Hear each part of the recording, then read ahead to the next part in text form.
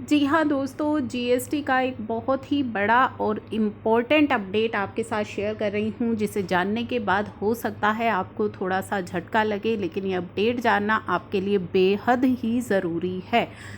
इस वीडियो को मिस मत कीजिएगा, वरना हो सकता है कि फ्यूचर में आपको बड़ा नुकसान हो जाए।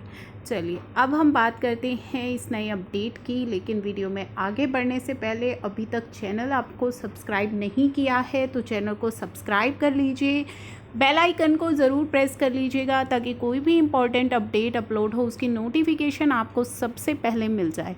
चलिए क्या है ये अपडेट दोस्तों, आपको याद होगा कि 42nd जो जीएसटी काउंसिल मीटिंग हुई थी उसमें एमनेस्टी तो इंट्रोड्यूस की गई थी, साथ ही जो आगे हमारी जून ऑनवर्ड्स जो भी लेट फीस हैं उनके अंदर भी रिलैक्सेशन दी गई थी, यानी कि रैशनलाइज किया गया है जीएसटीआर 3B जीएसटीआर 1 की लेट फीस को। मैक्सिमम कैपिंग लगा दी गई है ताकि स्मॉल टैक्स पेयर्स को फ्यूचर में अब एमनेस्टी स्कीम की ज़रूरत ना पड़े, पहले से ही इन्होंने उस पर कैपिंग लगा दी है। ठीक है, तो जैसा कि मैंने आपको पहले भी बताया है कि फ्यूचर में अब आप किसी एमनेस्टी की उम्मीद मत कीजिएगा क्योंकि कैपिंग ऑलरेडी लग चुकी है। अब बात आती है सबसे इम्पोर्टेंट अपडेट की। ये मैंने ओपन किए हुए हैं 42nd जीएसटी काउंसिल मीटिंग के मिनट्स, क्योंकि दोस्तों जो मिनट्स में लिखा होता है वो चीज़ें धीरे धीरे इम्प्लीमेंट होती हैं। ठीक है, तो आपके लिए जानना बेहद ज़रूरी है कि इन मिनट्स में क्या चीज़ें प्रपोज़ की गई हैं, क्योंकि जब ये मिनट्स में प्रपोज़ की जाती हैं तो धीरे धीरे ये चीज़ें इम्प्लीमेंट होना स्टार्ट हो जाती हैं।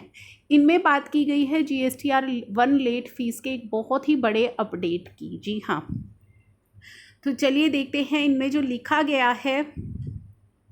Approved measures to ensure GSTR 1 filing mandatory before GSTR 3B from 1st April 2021 through waiver of late GSTR 1 late fee same is filed before 3B से पहले फाइल कर दे तो GSTR 1 की लेट फी आपके लिए वेव की गई है। साथ ही blocking of e-way bill to be enabled on system from 1st April 2021 अगर 2 कंसिक्यूटिव पीरियड की जीएसटीआर 1 आपने फाइल नहीं की है तो। ठीक है, तो जीएसटीआर 1 को लेकर के क्या इंपॉर्टेंट स्टेप लिए गए हैं। आपकी लेट फी जीएसटीआर 1 की वेव कर दी गई है अगर जीएसटीआर 3B से पहले उसे फाइल कर लेते हैं।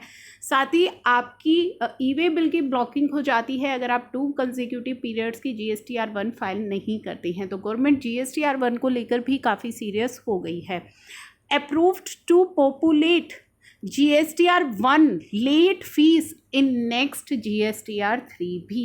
अब यहाँ पे जो एक बड़ा अप्रूवल दिया गया है वो दिया गया है कि जीएसटीआर 1 की जो लेट फीस है वो अब आपके लिए लगनी शुरू हो जाएगी जीएसटीआर 3B में। जी हाँ, जीएसटीआर 3B में अभी तक आपकी जो लेट फीस वाला जो कॉलम है उसमें केवल और केवल जीएसटीआर 3B अगर आप लेट फाइल करते हैं तो वो ऑटो पॉपुलेट होकर के आ जाती है। उसकी लेट फी मान लीजिए आपने मई की जीएसटीआर 3B को फाइल किया तो जून की जीएसटीआर 3B में मई वाली लेट फीस लग करके आती है। ये तो अभी तक आप सभी को पता है, लेकिन अब जो अप्रूवल मिल चुका है, जल्दी ही ये अप्रूवल कब इम्प्लीमेंट होगा ये देखने वाली बात है, लेकिन ये चीज़ अप्रूव हो चुकी है कि अब अगर आप जीएसटीआर 1 की फाइलिंग लेट करेंगे तो जिस पीरियड की जीएसटीआर 1 की फाइलिंग आप लेट करेंगे, मान लीजिए मई की जीएसटीआर 1 आपने लेट फाइल करी है तो उसकी जो लेट फीस है ना वो जून की 3B के अंदर आपको दिखाई देगी, क्योंकि जून की 3B का जो लेट फीस वाला कॉलम है वो बात करता है जीएसटीआर 3B अगर आपने लेट करी है, जीएसटीआर 1 अगर आपने लेट करी है तो वहाँ पे लेट फीस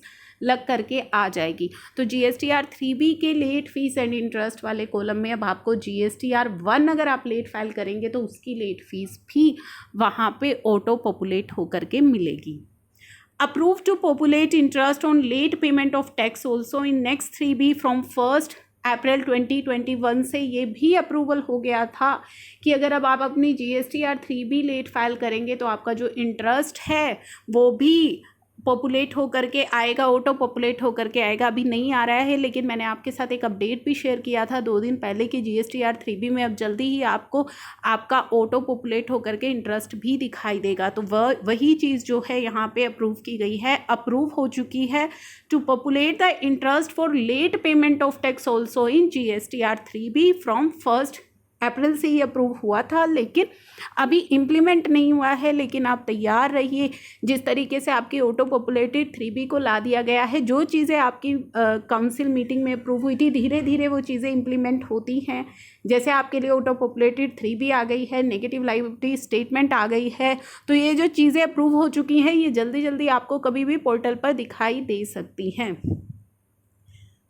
उसके बाद approve to add interest if part of the liability being declared in 3B pertains to earlier tax period, तो ये फैसिलिटी भी आ जाएगी इंटरेस्ट ऐड करने की अगर आपने कोई पार्ट लाइबिलिटी डिक्लेयर की है 3B में जो कि कुछ पहले की टैक्स पीरियड्स की है। तो ये सारी जो चीज़ें हैं, आपके जो चेंजेस हैं 3B और 1 से रिलेटेड, वो जल्दी ही इम्प्लीमेंट होने वाले हैं। या कितना समय ये लेंगे इम्प्लीमेंट होने में वो हमें देखना है। लेकिन अभी आपके लिए एक वार्निंग साइन है, एक अलर्ट है कि GSTR 1 की जो फाइलिंग है अभी तो हम उसको बहुत ही हल्के में लेकर के चल रहे हैं, क्योंकि पोर्टल पर कोई भी लेट फीस ना कैलकुलेट होती है, ना हमारे पास नोटिस आता है, ना हमसे कोई मांगता है। तो हम GSTR 1 की जो रिटर्न है उसको बहुत ही हल्के में लेकर के चलते हैं। लेकिन आगे आने वाले समय में आपके लिए किस तरीके से परेशानी हो सकती है वो हमारे लिए ये एक अलर्ट है, एक वार्निंग साइन है कि आप अपनी GSTR 1 की जो फाइलिंग है उसे अब टाइमली करना स्टार्ट कर दीजिए, क्योंकि कभी भी हो सकता है कि GSTR 3B में आपको GSTR 1 फाइलिंग की लेट फीस लग करके आ जाए और फिर आपके लिए बड़ी परेशानियाँ इसकी हो सकती हैं।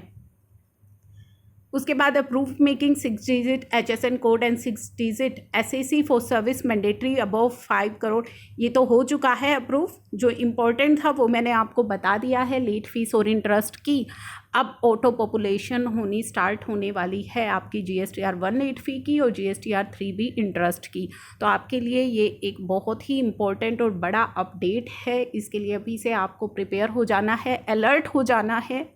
तो ये था आज का इम्पोर्टेंट अपडेट। आई होप ये आपके लिए काफ़ी यूज़फुल हो। Thank you for watching.